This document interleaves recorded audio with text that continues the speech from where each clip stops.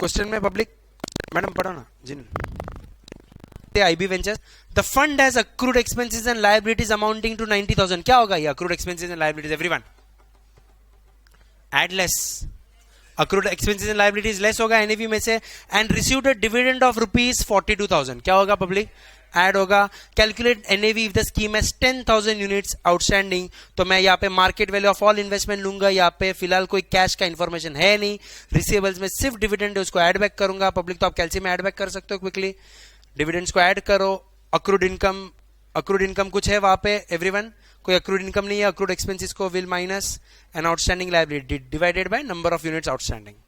अब वहां पे आपके पास जो NAV आएगा, एक as a rule trust me, as a rule आपको वो NAV का आंसर 4 डेसिमल में लिखना है. कैसे लिखने का है? NAV is rupees 103.8000 per unit. अब अपना इंस्टीट्यूट कभी कभार 2 डेसिमल 3 जो भी लेगा. इंडस्ट्री में 4 डेसिमल तक यूनिट होता है. यूनिट्स मतलब कितना यूनिट्स, सॉरी NAV 4 डेसिमल तक होता है. यूनिट्स मतलब कितना शेयर, जैसे अपन लोग बोलते हैं यूनिट्स 2 डेसिमल तक. सो NAV का आंसर में क्या लिखूंगा? 103 पॉइंट जो भी 4 डेसिमल तक फॉर यूनिट, लेकिन यूनिट्स 2 डेसिमल तक. अब जब मैं बोलता हूं यूनिट्स 2 डेसिमल मतलब फॉर एग्जाम्पल समझो मैंने म्यूचुअल फंड को 1000 रुपए का चेक दिया, 1000 रुपए का चेक दिया और एक यूनिट का भाव था 10 रुपए, तो मेरे को कितना यूनिट मिलेगा? 100. लेकिन समझो एक यूनिट का भाव कुछ 10 रुपए के बदले अगर मैं लिख देता हूं वहां पे 10 रुपए के बदले पब्लिक वहां पे कुछ और रहेगा. समझो 10 रुपए के बदले वहां पे समझो 11.25 ऐसा कुछ रहेगा. तो एग्जैक्ट आएगा क्या यूनिट्स? सो क्या होता है एक्चुअल मार्केट में? क्या होता है वो जो सामने वाला बंदा रहता है, जैसे डालो आपके कैलसी में 1000 डिवाइडेड बाय 11.25 क्या 88 पॉइंट. मतलब अगर मैं स्टॉक बाय करता तो मैं 88 ही बाय कर पाता, लेकिन म्यूचुअल फंड में मैं 88.88 यूनिट्स बाय कर सकता हूं, because these are units and not number of shares. इसीलिए म्यूचुअल फंड्स में units you can buy in fraction. So क्या होता है इससे? आपका पूरा पैसा इन्वेस्ट हो जाता है. आपने ₹1,00,000 डाला, पूरा लाख इन्वेस्ट हो जाएगा 2 डेसिमल तक. इसीलिए म्यूचुअल फंड में 2 चीज जो अभी एग्जांपल में आपको करा रहा हूं, उससे 2 चीज क्या इंस्टीट्यूट करे नहीं करे, अपन सब स्टैंडर्डाइज क्या करेंगे? NAV का आंसर 4 डेसिमल में और यूनिट्स 2 डेसिमल. Everyone right?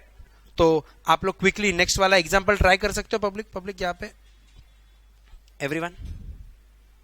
सो यहां पे आपको वहां पे दिख रहा है पब्लिक सिक्योरिटीज में मैंने 3 सिक्योरिटी रखा है. पहला ONGC, KEC और OIL. एवरीवन मिला? और उसके साथ 2 और चीज है. कुछ नया मिला क्या पब्लिक? क्या है? 8.5% गवर्नमेंट ऑफ इंडिया बॉन्ड और 10% मुथूट का NCD. Muthoot Manappuram gold company से, गोल्ड लोन कंपनी. क्या टाइप ऑफ स्कीम है ये? प्योर इक्विटी है क्या? डेट भी है? क्या है? Hybrid scheme. एवरीवन ICICI का बैलेंस फंड है. कितना इश्यू किया था इसने यूनिट्स? 2.2 लाख यूनिट्स. मिला क्या पब्लिक? ऊपर क्या भाव पे इश्यू किया था उसने? At 10 rupees each as on 1 January 2018. Following was the portfolio. आपको 5 सिक्योरिटी दिया है, 3 स्टॉक्स है, 2 बॉन्ड्स है, उसका क्वांटिटी और करंट मार्केट प्राइस दिया हुआ है. हाँ क्या लिखा है मैडम नीचे? Eight the end of year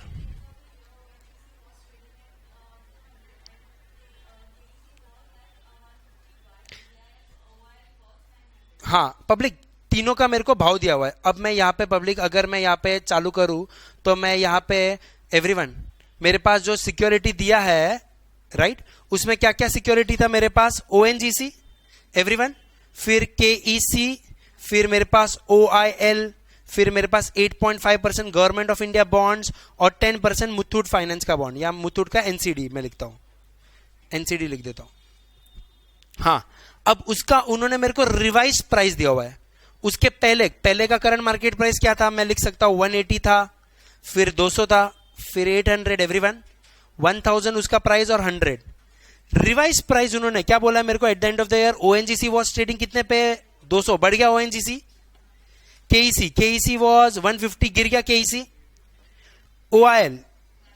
OL कितना हो गया पब्लिक 900 रुपए, ये बढ़ गया। गवर्नमेंट ऑफ इंडिया बॉन्ड्स का उन्होंने बोला ट्रेडिंग एट 1050, ये भी बढ़ गया, लेकिन एनसीडी का भाव गिर गया 95। एवरीवन क्वांटिटी तो चलो क्वांटिटी में कोई चेंज उन्होंने बोला नहीं है, तो क्वांटिटी पहले कितना था सर 1000, एवरीवन 1800, 1200, 200 और 3000। क्वांटिटी तो चलो वही रहेगा। इससे क्या मिलेगा पब्लिक मेरे को, यहां पे क्या मिलने वाला है पब्लिक मेरे को, यहां पे मिलने वाला है मेरे को क्या, market value.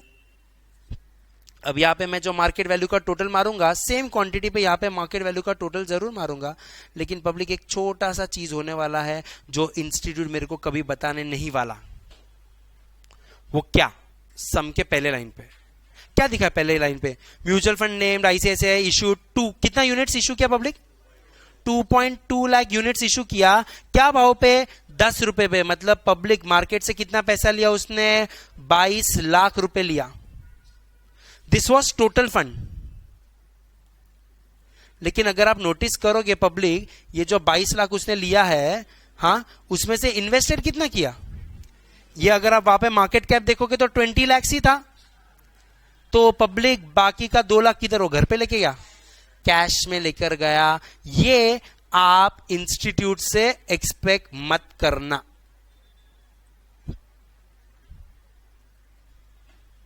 That may be the hidden information, इसीलिए मेरे को सम अच्छे से देखना पड़ा। अब जब मैं नेक्स्ट डेट पे गया तो उन्होंने वहां पे नीचे दिया है, क्या दिया है, बोथ द बॉन्ड्स, और भी कुछ दिया है ना, बोथ द बॉन्ड्स क्या दिया है, डिलीवर्ड।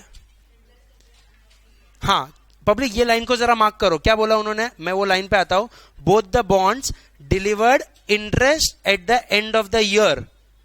क्यों बोल रहा हूं इसको मार्क करने को, इंस्टीट्यूट से ये भी एक्सपेक्ट मत करना, 2 बॉन्ड है, इंटरेस्ट तो अक्रू होगा ही। 6 महीने का एनएवी निकाल रहे हो तो 6 महीने के लिए, 3 महीने का निकाल रहे हो तो 3 महीने के लिए, eight the end of the year मतलब आप 1 साल के बाद का एनएवी निकाल रहे हो तो 1 साल का इंटरेस्ट अक्रू करूंगा। एवरीवन ये मैं इसीलिए मार्क करा रहा हूं क्योंकि ये आप इंस्टीट्यूट से एक्सपेक्ट मत करना। वाइल क्या लिखा है, dividend received from KEC was 200%।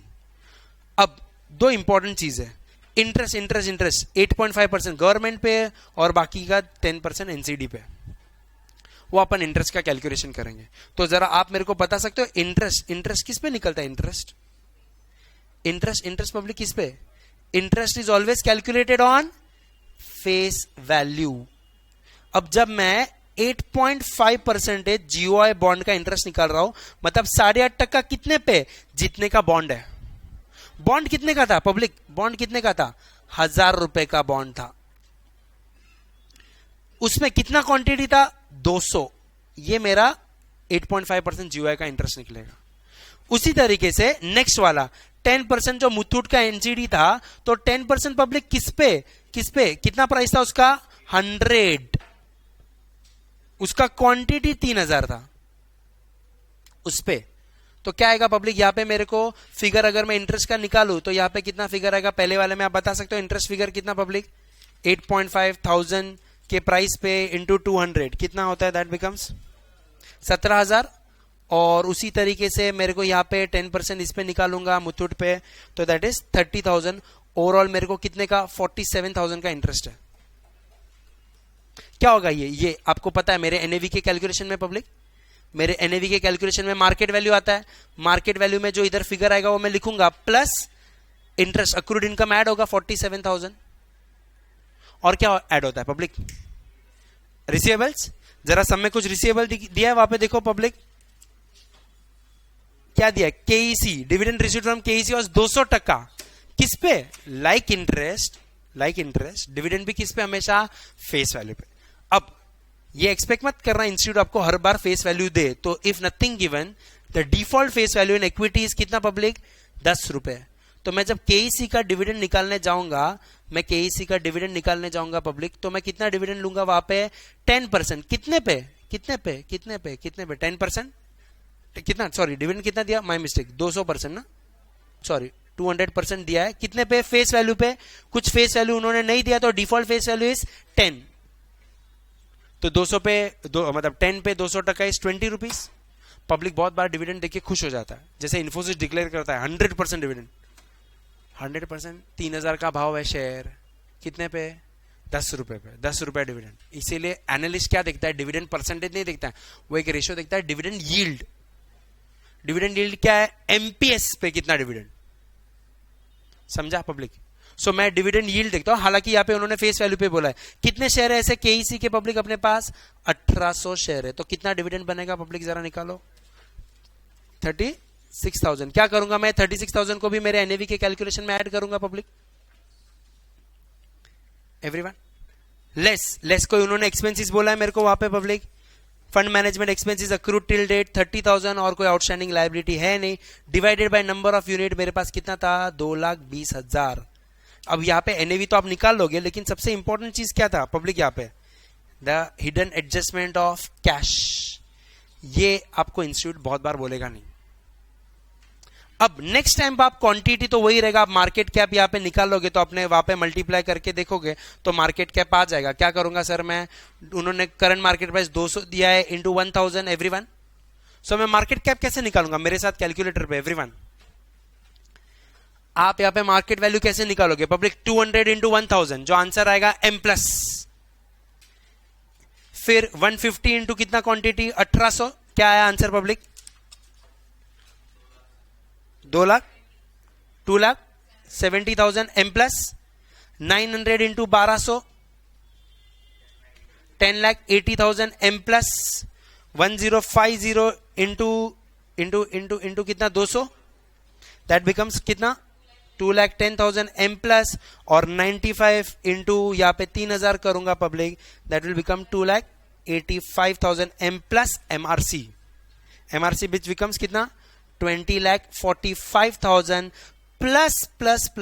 plus cash which is 2 lakh which becomes 22,45,000, जो मेरा क्या आएगा एनएवी का पहला चीज क्या? Market value of all investment including cash. अब एक छोटा सा चीज जो जहां पे थोड़ा प्रैक्टिकलिटी में फर्क है पब्लिक, ये जो आपको कैश दिख रहा है ना, कैश, ये कैश मतलब किधर पड़ा रहेगा? लिक्विड फंड्स में या बैंक में। अब उधर कुछ ना कुछ तो इंटरेस्ट मिलता ही है, एक साल के एंड पे कुछ तो इंटरेस्ट होके बढ़ जाना चाहिए ना। बट इंस्टीट्यूट के केस में नहीं दिया रहेगा तो नहीं लेने का, नहीं दिया रहेगा तो नहीं लेने का। अगर उन्होंने बोला कि आपने जो 2 लाख रुपए कैश में रखा उस पर 2% इंटरेस्ट है साल का, तो मैं ऐड कर दूंगा। नहीं बोला तो जबरदस्ती ऐड नहीं कर रहे। तो अभी आपने इंस्टीट्यूट के जितने भी समझे और जहां पे भी कैश है, इंस्टीट्यूट ने एक बार भी नहीं बोला इस पे कुछ करने का। प्रैक्टिकली आप मेरे को पूछोगे तो सर ये कैश के ऊपर इंटरेस्ट भी अक्रू होना चाहिए, लेकिन प्रॉब्लम किधर है? ये कैश कांस्टेंट थोड़ी इतना ही रहेगा, कम ज्यादा होगा, तो it becomes difficult to micro level पे calculate. And since it's a very small portion we ignore it in the sum. In reality we don't, we calculate every single penny everyone, right? तो ये मेरे पास market value, जरा कैलसी में डालो public ये सब चीज को, और आप मेरे को 4 डेसिमल में आंसर बताओ जरा।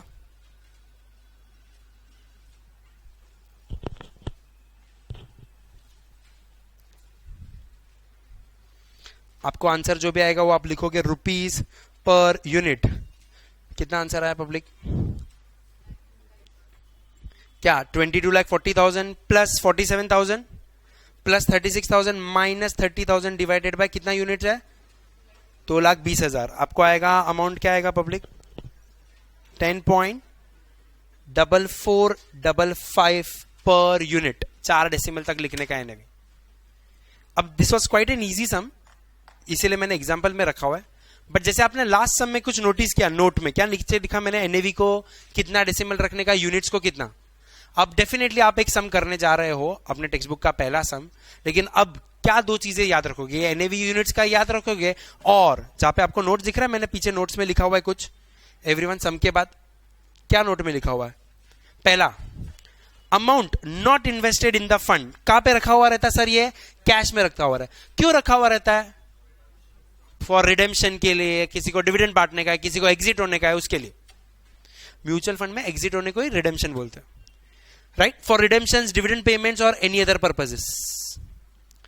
इन case of debt portfolio public, दूसरा एडजस्टमेंट मेरे को क्या पता चला? In case of debt portfolio, debt portfolio मतलब सर बॉन्ड्स में securities accrue interest for the given period which is added as income in the NAV calculation. अपन करते हैं बॉन्ड में। ये इंफॉर्मेशन इंस्टीट्यूट बोले नहीं बोले मेरे को करने का, क्या लिखा है मैंने वहां पे, this adjustment is done whether mention or not in the question. जैसे आपने सब में देखा इंटरेस्ट अक्रूड, बोला हो ना बोला हो करने का, कितने टाइम के लिए हो देखने का। यहां पे मैं एनएवी 1 साल का निकल रहा था तो 1 साल का अक्रू करूंगा, 2 दिन का निकल रहा तो 2 दिन का अक्रू करूं। ये सब छोटा मोटा इंस्टीट्यूट से आप एक्सपेक्ट मत करना। हाँ, तीसरा, अभी आपने तीसरा नया चीज क्या देखा public, dividend as well as interest are always calculated on face value if nothing given, the default face value of equity is ₹10। हाँ पब्लिक, वो लोग दे दे तो अलग बात है, नहीं दे तो डिफॉल्ट फेस वैल्यू आज भी इंडस्ट्री में इक्विटी का ₹10 है। ये बात अलग है कि कोई ₹1 के फेस वैल्यू पे भी इशू कर सकता है, 100 पे भी, कोई पाबंदी नहीं है, बट डिफॉल्ट इट इज 10। लेकिन बॉन्ड में there is no default, it depends on the question. तो देर आर बॉन्ड्स जो ₹1000 पे भी इशू होते हैं, जो 10,000 पे भी इशू होते हैं, कुछ ट्रेजरी बॉन्ड्स है जो 1-1 करोड़ के फेस वैल्यू पे भी इशू होता है। अब मेरे को कैसे पता चले फेस वैल्यू, वो मेरे को प्राइस से पता चलेगा। मतलब 995 है बॉन्ड का कीमत या 1050 है, उस केस में क्लोजेस्ट राउंड फिगर क्या है पब्लिक, 1000। ये मेरे को सम से अंदाजा लगाना पड़ेगा everyone. So in case of bonds the face value can be 100, 1000, 10,000 etc. as per the pricing in the question, right? तो पब्लिक एक सम ट्राई कर सकते हो जरा आप, आपके टेक्स्ट बुक में इसके बाद का पब्लिक,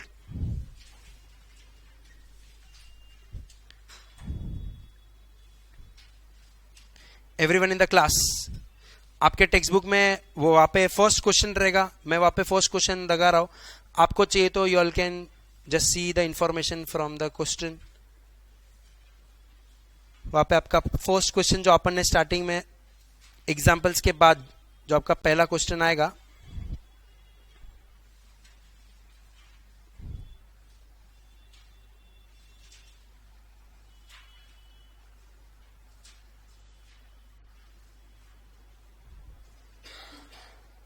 किधर गया क्वेश्चन, सॉरी, हाँ एवरीवन दिख रहा है आपको फर्स्ट क्वेश्चन कोर प्रॉब्लम्स का। अभी मेरे को चाहिए कि आप जरा क्वेश्चन से कुछ आइडेंटिफाई करके बता सकते हो क्या मेरे को, क्या पहला क्वेश्चन, पहला लाइन, म्यूचुअल फंड है कितना यूनिट्स, 10 लाख यूनिट्स ऑफ कितना, ₹10 ईच, मतलब कितना पैसा हुआ, 100 lakhs। और जरा नीचे टेबल में दिख रहा है कुछ आपको, क्या पता चला इससे, 2 लाख कैश के अंदर है, ये आपको कोई बोलेगा नहीं। No entry load was charge, क्या है एंट्री लोड अपन आगे देखेंगे। It made the following investments, आपको 4 इन्वेस्टमेंट दिया हुआ है। During the year dividend of 12 lakh was received, interest on all types of debt was received as and when due. ये लाइन का मेरे को जरूरत नहीं है, ना भी बोले तो भी करना है। At the end of the year, मतलब इधर से पता चला एनएवी निकालने का 1 साल का। At the end of the year, equity shares and 10% debentures are 175 and 90%. Other investments are at par. ये information भी नहीं बोला तो भी मैं ले लूंगा par पे। Find out the NAV per unit that given that the operating expenses paid during the year were 5 lakh. Public यहाँ तक पार्ट A है, उन्होंने बोला नहीं है, जो उसके बाद वाला पार्ट है ना वो अपन बाद में करेंगे। Also find the NAV if the mutual fund है distributed a dividend of 0.8 per unit. आपको क्या करने का, आपको अभी फिलहाल सम में मेरे को पार्ट ए निकाल के देने का अच्छे से, क्या एनएवी क्या होगा, 4 यूनिट्स, 4 डेसिमल तक per unit, right. Can I start doing it everyone, जरा चालू करो पब्लिक।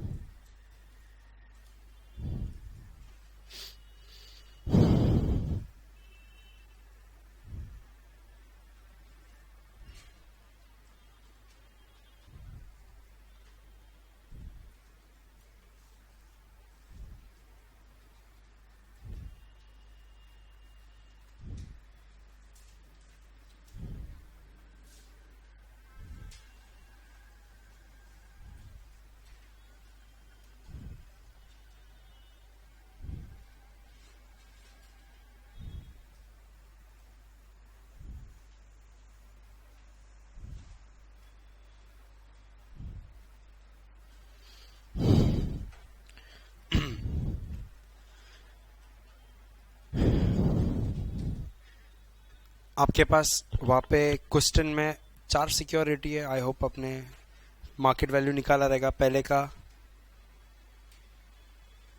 उन्होंने इक्विटी शेयर्स दिया हुआ है।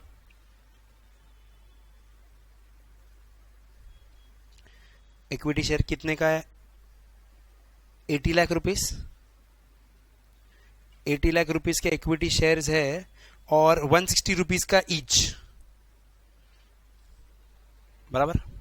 उसके बाद आप देखोगे तो वहां पे 3 डेट है। 7% गवर्नमेंट सिक्योरिटी है, 9% लिस्ट अनलिस्टेड डिबेंचर्स है और 10% लिस्टेड डिबेंचर्स है।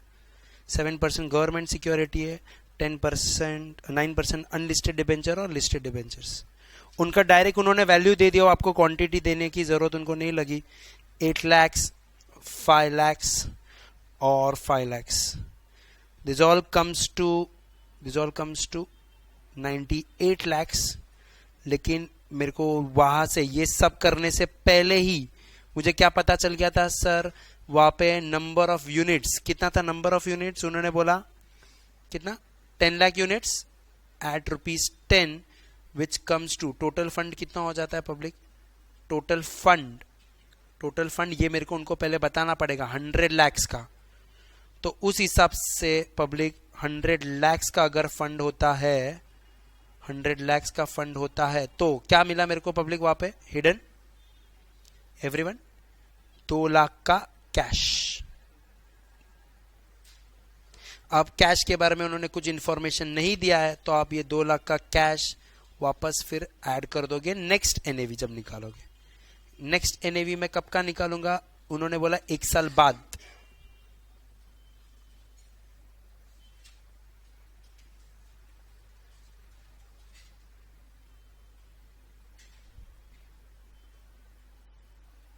सो 1 साल बाद उन्होंने कुछ एडजस्टमेंट दिया अपने को।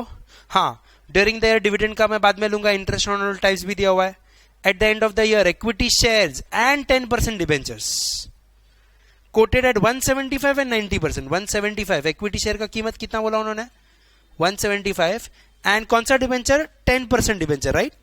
वो कितने के हो गए 10% डिबेंचर पब्लिक? 90%। मतलब कितने का था डिबेंचर मेरा डिबेंचर था 5 लाख का और 90% मतलब कितना हो जाएगा सर? 4,50,000 का हो जाएगा।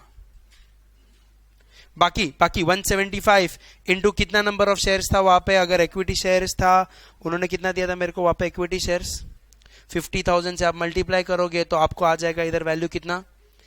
87,50,000।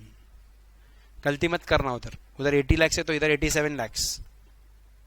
बाकी जो चीज उन्होंने नहीं बोला वो मैं पार पे ही रखूंगा, वो भले बोले या ना बोले, जिसका कोई एडजस्टमेंट नहीं वो पार पे। सो मेरा टोटल मार्केट कैप कितना हो जाएगा पब्लिक? एनीबॉडी?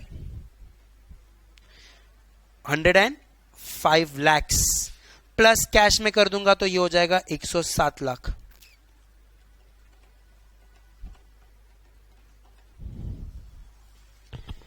अब इसमें इंस्टीट्यूट बोले नहीं बोले, मेरे को अक्रूड इनकम तो निकालने का है। अक्रूड इनकम में निकालूंगा 3 सिक्योरिटी आपके पास एवरीवन। 7% गवर्नमेंट सिक्योरिटी है, फिर 9% अनलिस्टेड बॉन्ड है,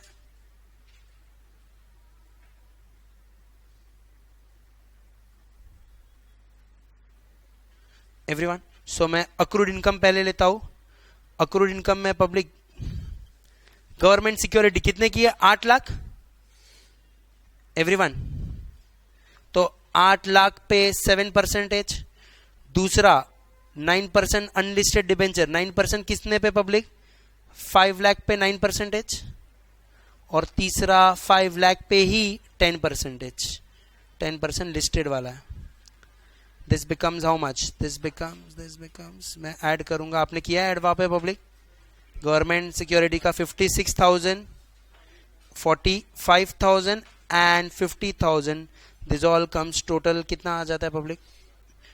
1,51,000। यह आ जाता है अक्रूड इनकम। जरा क्वेश्चन में देखेंगे अपन, उन्होंने कुछ और डिविडेंड दिया है। हाँ, कितना? 12 लाख। क्या करूंगा इसको मैं ऐड? तो अभी मैं यहां पे स्टार्ट कर सकता हूं। क्या मेरा फॉर्मूला क्या है पब्लिक? जरा आपको फॉर्मूला लिखना पड़ेगा एनएवी का। क्या लिखोगे? Market value of all investment including cash plus, बताओ, प्लस प्लस प्लस क्या? Receivables plus accrued income less accrued expenses less outstanding liabilities divided by number of units outstanding everyone. So market value कितना लिखूंगा मैं? Market value public including cash कितना? 107 lakhs पूरा amount लिखूंगा। Receivables उन्होंने कितने का डिविडेंड बोला है मेरे को? 12 लाख। अक्रूड इनकम अपन ने निकाला कितना? 1,51,000। कुछ लेस करने जैसा है क्या पब्लिक? क्वेश्चन में देखोगे कितना कितना कितना? 5 लाख। और कुछ एक्सपेंसेस नहीं है तो मैं क्या करूंगा पब्लिक? इसको divided by number of units. Number of units उन्होंने मेरे को कितना दिया हुआ था? आगे 10 lakhs दिया हुआ था पब्लिक, तो मेरे को आ जाएगा वहां पे क्या? Per unit NAV. क्या बता सकते हो आप पर यूनिट एनएवी? एनीबॉडी निकाला किसी ने पब्लिक? 4 डेसिमल में, हाँ, क्या? 11.5510। ये हो गया उनका पार्ट ए। लेकिन मैंने क्वेश्चन में बोला कुछ और भी चीज दिया था। क्या दिया था जरा एवरीवन? यहां तक आ गया पब्लिक सबका? हाँ, क्या दिया था क्वेश्चन में? Also find out NAV if the fund had distributed a dividend of 0.8 per unit during the year to the unit holders. मतलब पहले ऑलरेडी एक डिविडेंड आ गया। ये कौन सा डिविडेंड है? ये जो म्यूचुअल फंड कंपनी जिसको अपन बोलते हैं एएमसी ने किसको दिया? यूनिट होल्डर्स को। मतलब आपका ये एनएवी जो है पब्लिक, ये पार्ट बी जो मैं करने जा रहा हूं, उसमें आपका एनएवी कितना था? मतलब आपका फंड में पैसा कितना पड़ा था पर यूनिट? 11.5510। उसमें से एएमसी मेरे को क्या कर रहा है? मेरे को डिविडेंड बांट रहा है। डिविडेंड बांट रहा है, कितना बांट रहा है? 0.80 पर यूनिट डिविडेंड। पब्लिक ये एनएवी भी मेरा, डिविडेंड भी मेरा। सो मेरे ही पैसे में से अगर म्यूचुअल फंड मेरे को डिविडेंड बांट रहा है तो मेरा फंड में वैल्यू सेम रहेगा क्या? मेरा वैल्यू कम हो जाएगा। तो जो मेरा रिवाइज्ड एनएवी आएगा वो क्या करूंगा मैं? इसमें से लेस करूंगा। जरा करो कैलसी में 11.5510 माइनस 0.8 आपको आ जाएगा कितना public? 10.7510 per unit. Now what is this? ये वो वाला एनएवी है जो डिविडेंड निकलने के बाद आया। डिविडेंड निकलने के बाद इसको अपन क्या बोलते हैं? इसको अपन प्यार से बोलते हैं x dividend NAV. X dividend NAV. इसका मतलब जरा ध्यान दो, यहां पे कंफ्यूजन क्या है? कंफ्यूजन स्टूडेंट को ये होता है कि दो डिविडेंड है, दो डिविडेंड। तो ये जो पहला 12 लाख वाला डिविडेंड था वो क्या था? वो वाला डिविडेंड ना, ये वो वाला डिविडेंड था जो म्यूचुअल फंड कंपनी ने मेरे पास से पैसा लेके जहां पे डाला उधर से आया हुआ, वो तो मेरे फंड में ऐड होगा।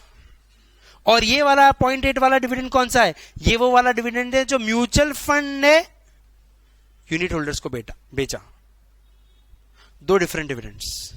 एक डिविडेंड जो फंड को मिला वो क्या होगा? एनएवी में ऐड होगा।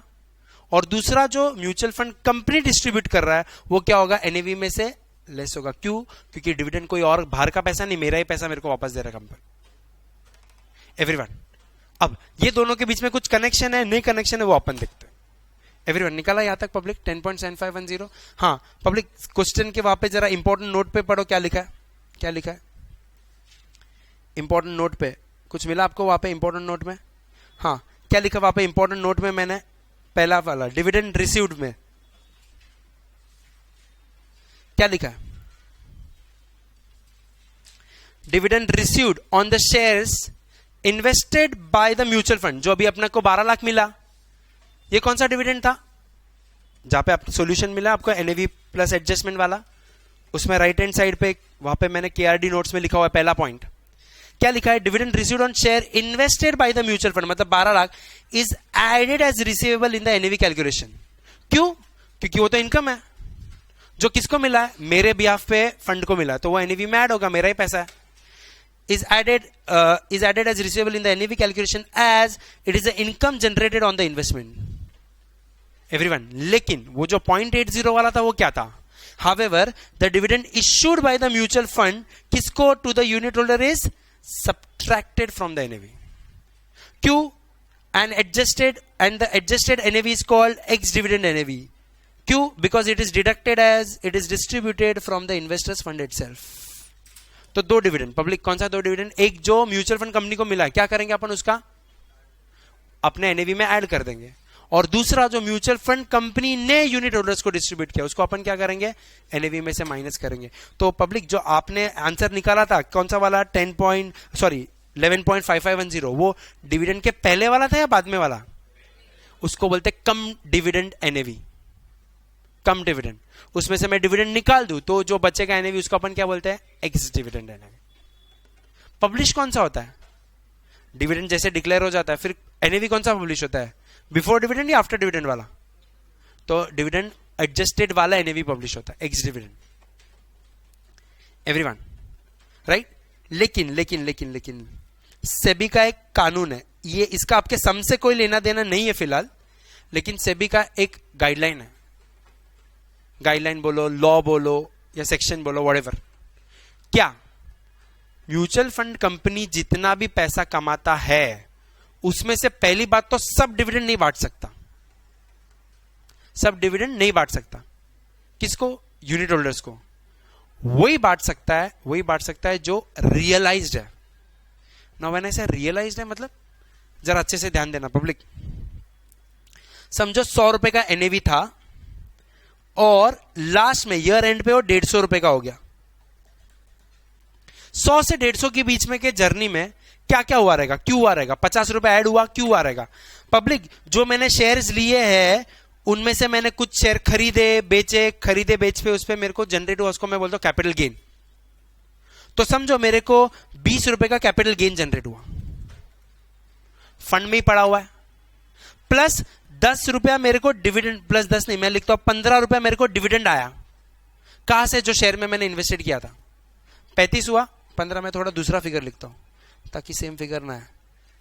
मैं लिखता हूं यहां पे, हाँ मैंने 12 रुपया लिख देता हूं, 12 रुपया डिविडेंड आया। ये 20 रुपीज क्या चीज का है पब्लिक? 20 रुपीज मैंने क्या चीज का बोला? Capital gains. 12 रुपया डिविडेंड का आया, तो बचा कितना पैसा पब्लिक?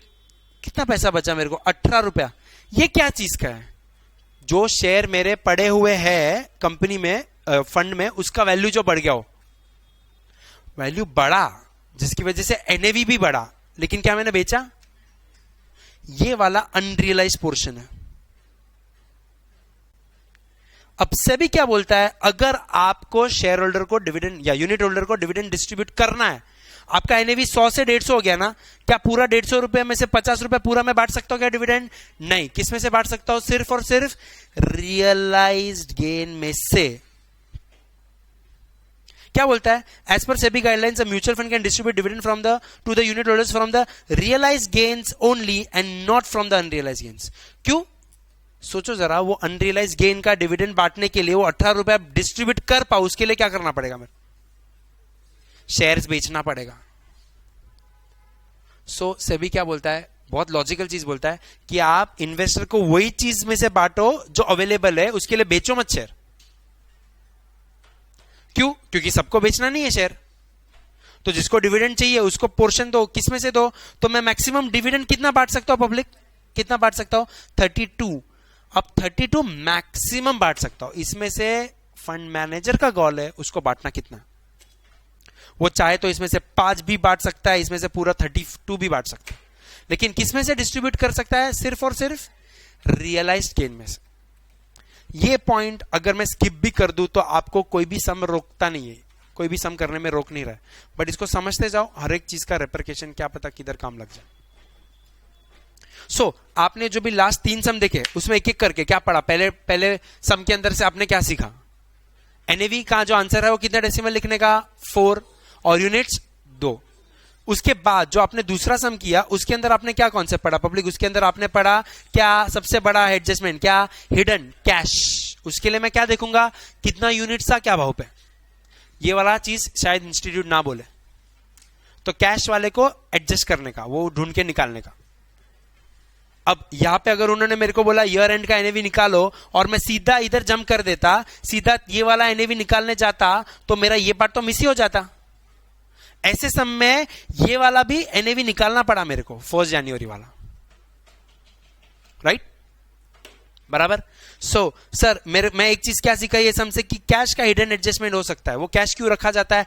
लिक्विडिटी के लिए, डिविडेंड बांटने के लिए या रिडेम्पशन के लिए। दूसरा क्या पड़ा? इंटरेस्ट अक्रू करने का बोला हो या ना बोला, जितने टाइम का भी एनएवी निकालो। तो क्या लिखा है मैंने? In case of debt portfolio securities accrue interest for the given period, जो अपन एनएवी में ऐड करता है as an accrued income whether said or not. कितने टाइम के लिए? जितने टाइम का एनएवी निकाल लो। तीसरा, जैसे इंटरेस्ट के बारे में वैसे डिविडेंड और interest both are calculated always and always on face value only, not on anything else. Equity में डिफॉल्ट फेस वैल्यू 10 रुपया है और बॉन्ड में depends on the question 1000, 5000, 10,000 whatever, I don't know, lakh 10 lakh भी हो सकता है। हाँ पब्लिक, ये सेकेंड सम से सीखा। थर्ड सम में मैंने नया चीज सीखा कि there are 2 types of dividend. एक डिविडेंड कौन सा? जो एएमसी को मिला है, फंड को मिला है, जो एनएवी में ऐड हो जाता है।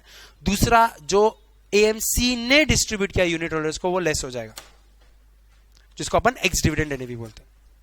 एवरीवन, और हालांकि जरूरत नहीं है बट अभी आपको पता है कि ये कौन सा डिविडेंड डिस्ट्रीब्यूट कर रहा है? वो वाला जो रियलाइज्ड हुआ है। अनरियलाइज वाला डिस्ट्रीब्यूट नहीं किया। किधर पड़ा है वो? फंड के अंदर ही। क्यों? क्योंकि वो डिस्ट्रीब्यूट करने के लिए उसको शेयर्स बेचना पड़े, विच इज नॉट अलाउड। या पहला सम कर पाए। ऐसे अब ग्रेजुअली अपन ये जो कॉन्सेप्ट चेकर और एग्जांपल्स है ना, वो आपको हेल्प करेंगे ये सब जो कोर प्रॉब्लम्स है वो कर पाने, राइट? ठीक है, चलो बाकी का अपन ट्रिक के बात करते हैं। अपन ने 2 फॉर्मूला किया है, एक ही फॉर्मूला किया है। क्या जरा बता सकते हो एनएवी का? हाँ बता सकते हो जरा formula public? Market value of all investments including cash. तो इंक्लूडिंग कैश भूलना मत, hidden adjustment plus accrued income और receivables less accrued expenses if any less, और ये सब क्या? Upon number of units outstanding. अब ये आप जो कर रहे हो वो अभी हम लोग एक सेक्शन में जो मैं इंडेक्स बनाते रहूंगा और आपको भी समझ में आते रहेगा, ये है हम लोग अभी फिलहाल कर रहे हैं basics of NAV calculation. Basic NAV calculation, और इसके साथ एनएवी में अब अपने को धीरे धीरे एडजस्टमेंट्स मिलते जाएंगे। मतलब शेयर का वैल्यू बढ़ा, डिविडेंड आया, अक्रूड हुआ इनकम, ये सब। सो आप ये सब कौन से जोन में हो? अभी तक हम लोग सेक्शन 1 में है, जहाँ पे पूरा म्यूचुअल फंड मैंने बोला 2 हिस्सों में, कैलकुलेशन ऑफ एनएवी और दूसरा है कैलकुलेशन ऑफ रिटर्न्स। अभी अपन कैलकुलेशन ऑफ एनएवी वाले पार्ट में, एवरीवन, राइट? अब ये जो कैलकुलेशन ऑफ एनएवी वाला पार्ट है उसके अंदर अपन ने एनएवी बेसिक वाला किया है, एडजस्टमेंट किया हुआ है। अब इसमें अपन इंस्टीट्यूट का ये जो सेकेंड वाला क्वेश्चन है जो आपके टेक्स्ट बुक में है पब्लिक, वो सेकेंड वाला क्वेश्चन करते हैं। And this is the most repeated question of the institute. Institute का one of the most repeated question है एवरीवन।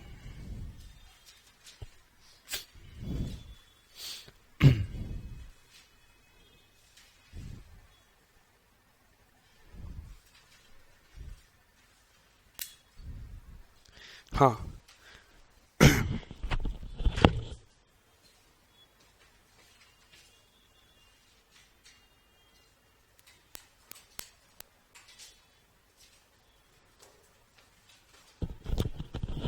ओके। सो अभी यहाँ पे क्यों मैं बोल रहा हूँ मोस्ट रिपीटेड है, अभी आपको थोड़ी देर में पता चल जाएगा, बट उसके पहले मैं अपने इंस्टीट्यूट के क्वेश्चन का एक फीचर बताता हूँ।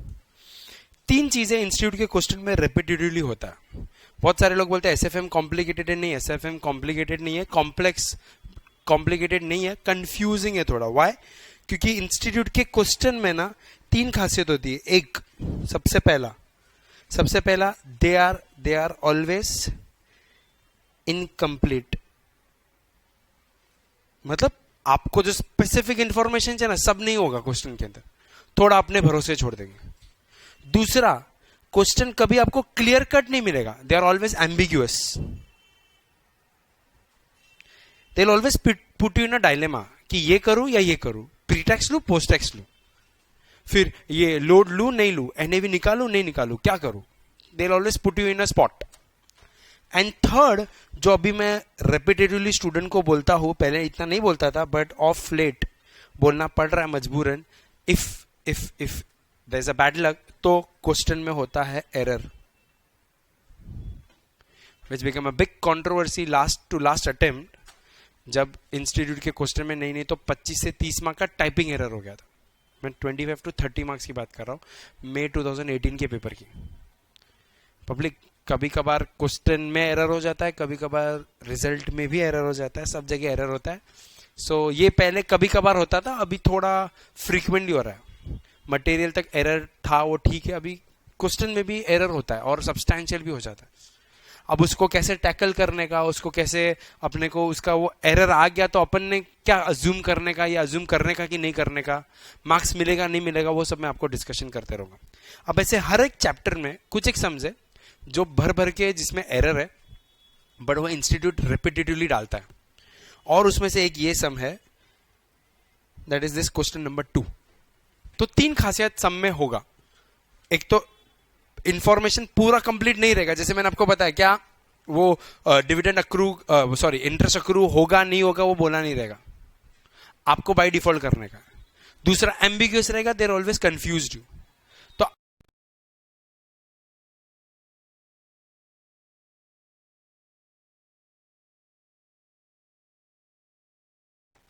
ये 3 चीज हो सकती है क्वेश्चन. अब एरर हो ना हो, इनकम्प्लीट और एम्बिग्यूअस तो रहेगा